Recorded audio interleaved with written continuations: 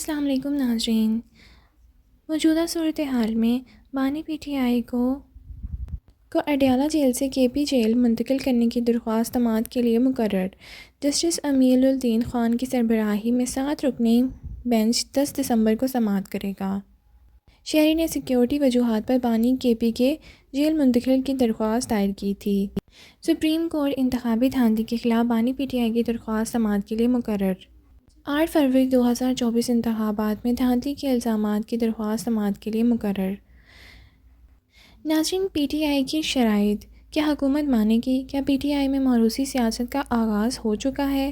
کیا P T I کے ساتھ مذاکرات ہو سکتے ہیں؟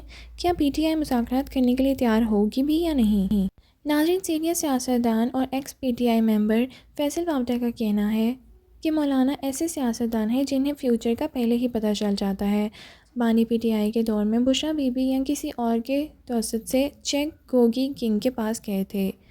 ناظرین، ان کا یہ بھی کہنا ہے کہ بلاول بھٹو بے داغ ہیں، ان کی پارٹی پر الزامات ہیں، ان پر نہیں۔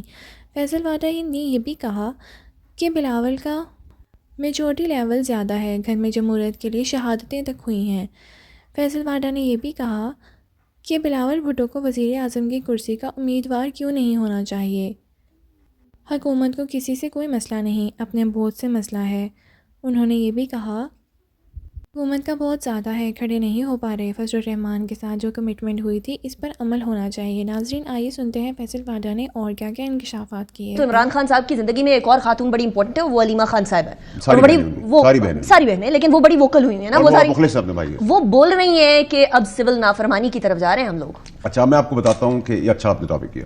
میں نے آپ سے کہا تھا پچھلا دھرنا جو ہے وہ کیوں ہوا، کیونکہ 25 آنورڈز خان صاحب کے اوپر چارجز فریم ہونے تھے جو 5 تاریخ کو ہو گئے۔ 10 دن ڈیلے ہوئے، کیونکہ اس ملک کے اندر خبرنامہ ہی شاید ٹائم پہ ہوتا ہے، باقی تو کوئی چیز ٹائم پہ نہیں ہوتی، تو 10 دن ڈیلے ہوئے۔ اب یہ 14 دسمبر کی جو کال دی گئی ہے جو نافرمانی کی، ایک تو یہ کہ نافرمانی کی پہلے بھی کال ہو چکی ہے اور عمران خان صاحب نے بنی گالا کے بلز بھرے تھے، وہ ڈان کا آرٹیکل میرے پاس ابھی موجود ہے، آپ کو بھیج سکتا ہوں۔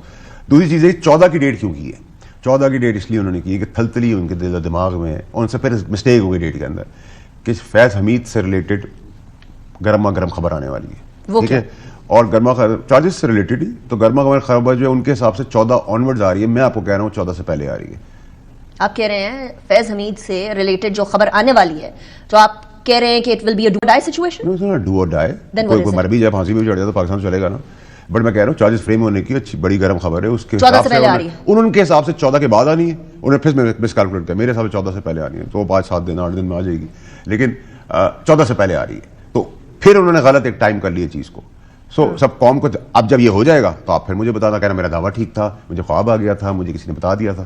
میں آپ کو بتا رہا ہوں ہر کسی کی اپنی کاروائی، ان کی ڈیٹ کی اپنی مسٹیک ہے۔ اب یہ بتائیں کہ ان کے ساتھ ساتھ، کیونکہ آپ ایک ہمیشہ گینگ کی بات کرتے رہے نا، نیٹ ورک کی خواص اور پتنی سانپ اور پتنی کیا کیا آپ کہہ رہے ہیں، گٹر کے کیڑے، اب اس کے ساتھ کیونکہ آپ کہہ رہے ہیں کہ فیض حمید والا معاملہ جو ہے وہ 7-8 دن کے اندر سالو ہو جائے گا اور سامنے آ جائے گا، 14 سے پہلے ہو جائے گا، سو ان کے ساتھ ساتھ کون پکڑا جائے گا، کون رگڑا جائے گا؟ دیکھیں، جب چیف جسٹس فوج کے جو ہیں وہ آرمی چیف ہیں نا، اپنے ادارے کے وہ چیف بھی ہیں اور چیف جسٹس بھی ہیں، جب وہ جسٹس کریں گے اس ملک کے اندر کہ صرف طاقتور کے لیے قانون کچھ اور غریب کے لیے قانون کچھ اور، جب وہ اس بار تفریق کر کے ختم کر دیں گے اس سچویشن کو کہ غریب کے لیے بھی وہی قانون ہوگا، امیر کے لیے بھی ہوگا، طاقتور کے لیے ہوگا، کمزور کے لیے برابر ہوگا۔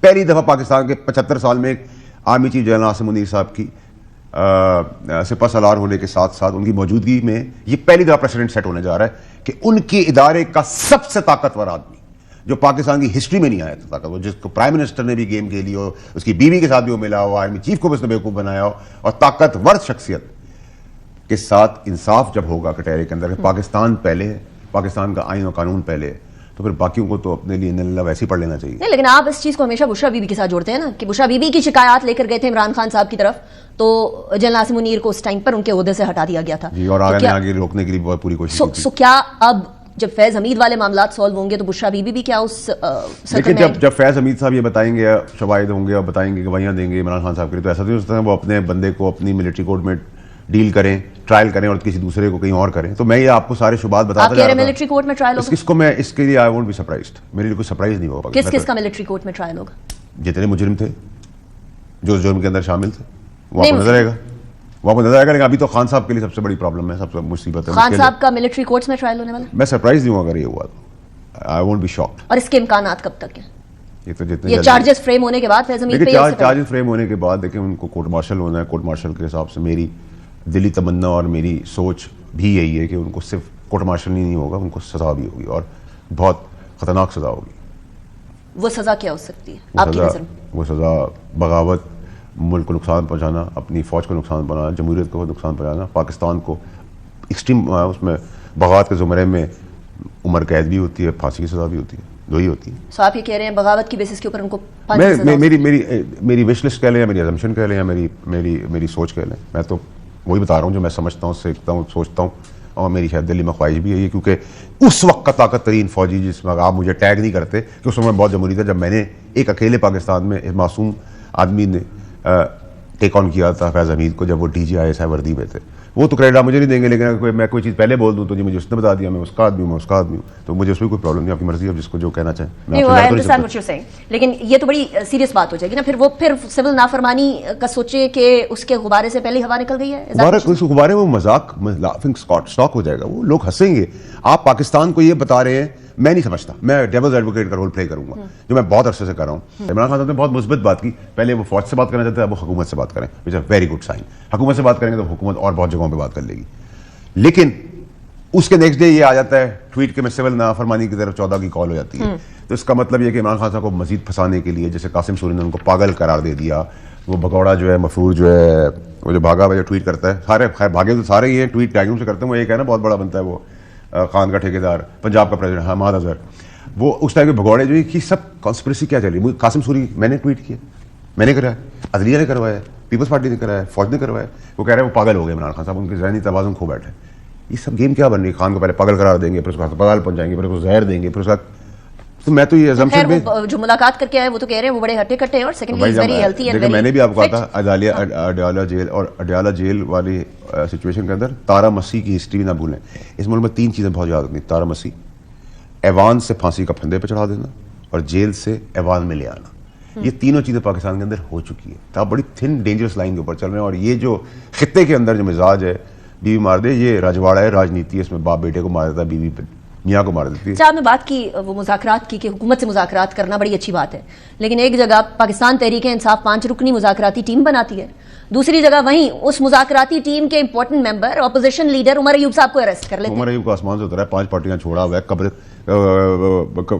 کیا تھا, وہ کہہ رہا تھا کہ میں کفن باندھ کے نکلوں گا, تو وہ تو باہر ہی نہیں نکلا, وہ تو چپڑاسیوں کی طرح بیوی بیگم صاحبہ کے ساتھ کھڑا تھا, اس کا غائب ہو گیا, ڈرپوک بزدل مفرور بگوڑا بی بی کے ساتھ چپڑاسیوں کی طرح ساتھ کھڑا تھا, دوسرا چپڑاسی سی ایم کے پی کے تھا, پھر دونوں غائب ہو گئے. سی ایم کے پی کہہ رہا اس کا پھیٹا بھی چڑھا, اس کو ورکرز نے مارا, میں نے تو نہیں مارا, اور عمر ایوب تو آپ کو نظر کہیں نہیں آیا. تو عمر ایوب گنڈا پور کون ہے اس میں, سب نان اسٹارٹر ہے نا, یہ نیگوشیشن نہیں ہوگی. دیکھیں یہ مذاکراتی ٹیم ہے, مذاکرات ہیں, مذاق ہو رہا ہے, ٹھیک ہے, حکومت کی طرف سے بھی تو ہو رہا ہے نا مذاق. نہیں, حکومت نے تو اگر پکڑا ہے تو صحیح پکڑا ہے نا, ان کے اوپر ایف آئی آر کٹی ہوئی ہے نا. بی بی کو کل پکڑیں گے جو پلان کا حصہ ہے گنڈا پور کی, کہ ان کو پکڑ لینا, ہمیں چھوڑ دینا, تو اس حساب سے اگر پکڑیں گے تو ایف آئی آر کے اندر ہی پکڑیں گے نا, میرے اور آپ کی کافی پینے پہ تو نہیں پکڑیں گے. دیکھیں پرابلم یہ ہے کہ اب آپ لوگوں کو یہ سوچنے کی ضرورت ہے, ہم سب کو, کہ اس ایشو کا ریزالو کیسے کرنا ہے. This what I am trying to do on the other side, کہ ساری پولیٹیکل پارٹیاں ایک انڈرسٹینڈنگ کے تحت بیٹھیں, سب کو کے لیے ون ون ہو. اور ون ون کب ہوگی؟ جب آپ کو مینڈیٹ تسلیم کرنا ہوگا, چھوٹا بڑا اچھا برا. ہر پارٹی کے اندر دہشت گرد کیپیسٹی ہے. اگر آپ کہتے ہیں کہ پی ٹی آئی نے دہشت گردی کی ہے, خون ریزی کی ہے, بالکل کی ہے, اس کے اندر وہ ایلیمنٹ ان کو سائڈ پہ کر دیں. تو کیا نون لیگ میں ماڈل ٹاؤن میں قتل و غارت نہیں ہوا؟ کیا نون لیگ میں سپریم کورٹ پہ حملہ نہیں ہوا؟ کیا نون لیگ کی سی ایم صاحبہ نے نیب پہ اٹیک نہیں کیا؟ ہم بھول جائیں, اندھے ہیں, بہرے ہیں, دماغ نہیں ہے, انہوں نے بھی کیا نا. تو ایک سائڈ ان کی ہٹا دیں. پیپلز پارٹی کا ہی مینڈیٹ ہے, مولانا کا ہی مینڈیٹ ہے, ایم کیو کا ہی مینڈیٹ ہے, کاف کا بھی, میم کا بھی, دین کا ہے, اے این پی کا بھی ہے, جماعت اسلامی کا ہے, ان سب کو بٹھائیں سمیت پی ٹی آئی کے, سمیت پی ٹی آئی کے. اور پی ٹی آئی کے مینڈیٹ کو, پی ٹی آئی کو اس ڈسکنٹل یا ٹیررسٹ یا وہ اس مائنڈ سیٹ کو ہٹا کے اس کو تسلیم تو آپ کرنا پڑے گا. ناظرین, جیسا کہ آپ نے سنا, فیصل واٹا کا کہنا ہے کہ جب فیض حمید کے سے پوچھ گچھ ہوگی اور ان کا ملٹری ٹرائل ہوگا تو ان کے ساتھ ساتھ باقیوں کا بھی ہو سکتا ہے. ان کا یہ بھی کہنا ہے کہ بشرا بی بی کو بھی اس کی لپیٹ میں لیا جا سکتا ہے. ان کا کہنا ہے کہ میری شک و شبہات ہیں. ناظرین, آپ کا اس بارے میں کیا کہنا ہے؟ اپنی رائے کا اظہار نیچے کمنٹ سیکشن میں ضرور کیجیے. Thank you.